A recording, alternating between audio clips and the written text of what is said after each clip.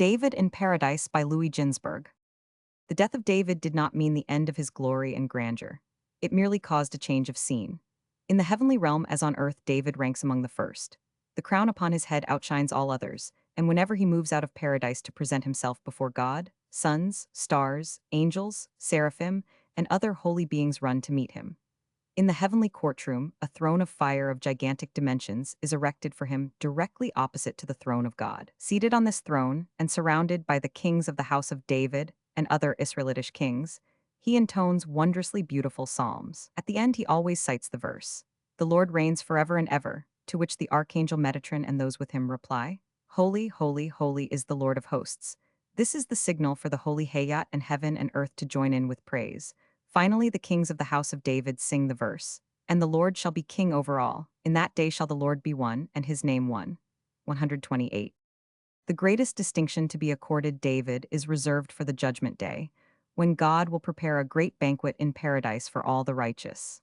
At David's petition, God himself will be present at the banquet and will sit on his throne, opposite to which David's throne will be placed. At the end of the banquet, God will pass the wine cup over which grace is said to Abraham with the words, "Pronounce the blessing over the wine, thou who art the father of the pious of the world."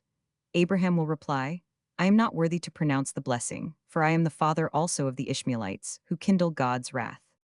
God will then turn to Isaac, "Say the blessing, for thou wert bound upon the altar as a sacrifice." "I am not worthy," he will reply, "for the children of my son Esau destroyed the temple."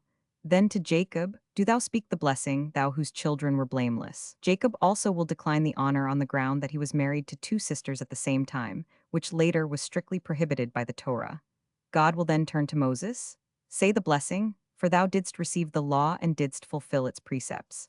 Moses will answer, "I am not worthy to do it, seeing that I was not found worthy to enter the Holy Land." God will next offer the honor to Joshua, who both led Israel into the Holy Land and fulfilled the commandments of the law.